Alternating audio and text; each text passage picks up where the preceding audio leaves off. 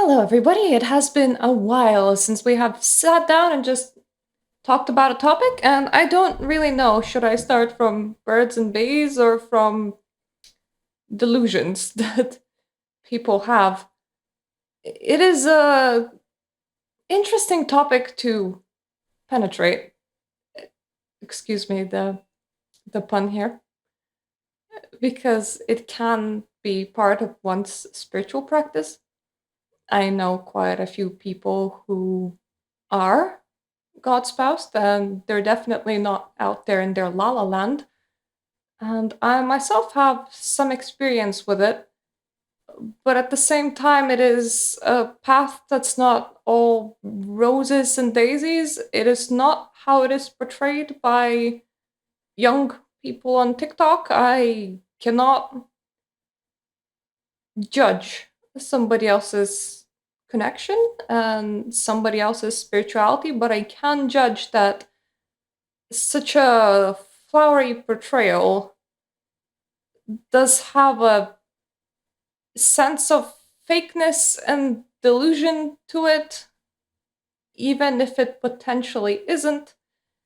So, with all things occult, in that case, it may have been in their interest to keep silent. Unless, of course, they're doing it for attention, in which case, of course, they're making little funny videos about it on TikTok about how much the gods love them, or how they're baking pies for Loki, or how Zeus is helping them pick their outfit, which is definitely not taking it seriously. I mean, your own spiritual practice can have tiny little fun little bits in them, but it's not what spirituality is about. And it's you can ask spirits about all sorts of little decisions in your life, but it's more having fun rather than being serious. So, what is Godspousing? Well, first of all, I'm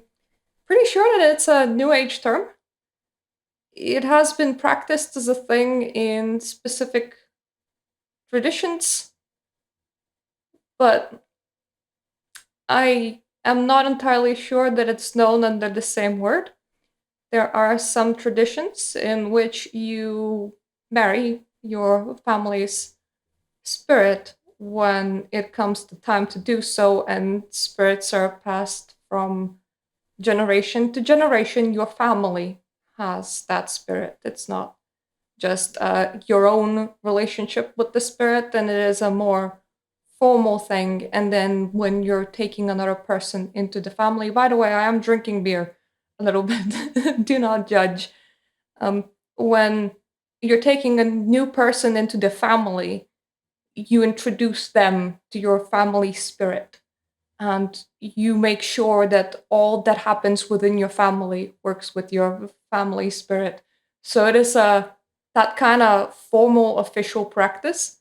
There is the non-formal, non-official practice that some people have, where they approach spirituality and they get to find out that the spirits that are guiding them, because it is finding out, it is not really ever choosing,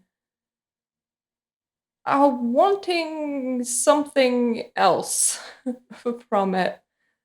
This can express itself in various different ways, from a more intimate earthly relationship to a, let's say, a higher involvement in your day to day life with potential other goals for you in your afterlife. It is a topic because the way that we perceive relationships here, the way that we have relationships here, how we perceive our husbands, our friends, our wives, our families. And it isn't that kind of relationship. It is very easy to fall into a flowery delusion where you see the spiritual as a reflection of the physical, and a lot of, I want to see mostly women fall into role playing a housewife while living alone and being married to Hades or Zeus or Loki or whatever. It requires a lot of discernment whether what is happening is imagined or whether what is happening is real on any sort of level. If it is real, then you may be falling into a path that is as hard to walk as any other spiritual path, because the darker side of such a relationship is very obvious power difference of that is a spirit, and normally a big venerated spirit, not just a little house ghost, even though I do remember a blog about a house ghost attachment that was definitely torturing a woman. So there's all sorts. It is a big venerated spirit, and if they say that something goes, then something will go, which means that their involvement in what is your life becomes very, how best to say this, apparent. Their influence becomes very apparent, and you can't just make the decisions you would normally make. So, for example, all the bigger things like having a partner, getting married, having children, picking a career path, you would end up discussing this with your spirits. And if your spirits are vehemently against something, kick at it all you want, it won't go your way. Suddenly, your job appointments will fall through. The person that you were fancying in real life, they stop answering your calls and start blocking you, and it isn't something that's in your power to change, which is why this kind of relationship carries such a unusual, for our side, power dynamic, and why it should definitely be taken a bit more seriously than a pretty young girl on TikTok talking about what a great time she's having with Loki, picking her outfits every single day because she's God spoused to Loki. It is a real thing, and know people that have such involvements, and how such involvements go will entirely vary from person to person. I know of a couple who were both people have this kind of fairly serious relationship with their spirits, and they were still able to start a family, and that it is a family dynamic, this kind of religiousness and spirituality to it. I also know of a person who was told that relationships don't come into their life. And as far as I know, they're not okay. Um, I haven't been speaking with them for quite a while. They cut me off, but that's fine. That is for them. But they're in rather volatile time where they keep on going out and dating and trying to find a mate, and even deluding themselves into thinking that this will finally be the one. They will finally be able to settle down, have somebody concrete, somebody with them. And it always falls through.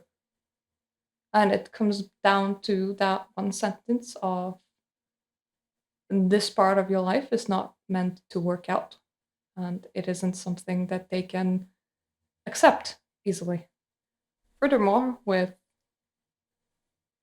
spiritual relationships, if you want to call your spiritual relationship a relationship of this sort, intimate intimacy and love and other emotions are implied, because what is a relationship? And with that, it is once again not the same as having a physical person. You can't have somebody there. A ghost hug is not the same as a hug.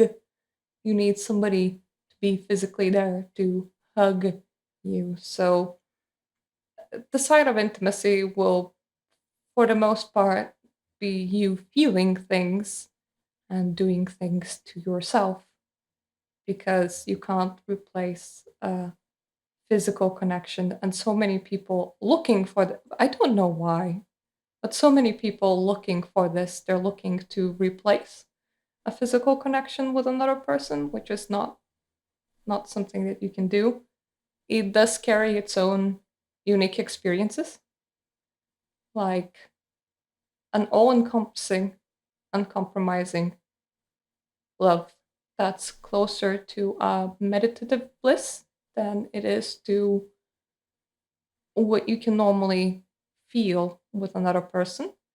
It involves spiritual communication and understanding a singular entity from normally a lot of titles and a lot of spots that one person would never occupy in your life, because, well, that would be very unethical.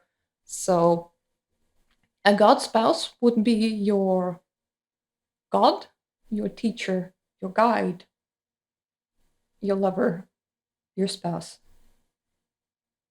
In a way to phrase this, it is like it is your prison and freedom at the very exact same time.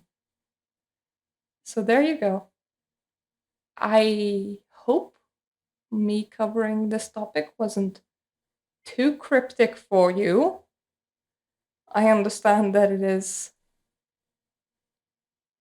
fairly cryptic, because a lot of the things that are said are as important as the things that are unsaid or the way that they're phrased. I simply saw that this was a thing that was popping up on the Reddits that I moderate quite a lot. So I thought, hey, why not just sit down and have this kind of conversation? If you're one of these people that are really, really, really seeking these kind of connections, take it seriously. Know that it isn't you that chooses.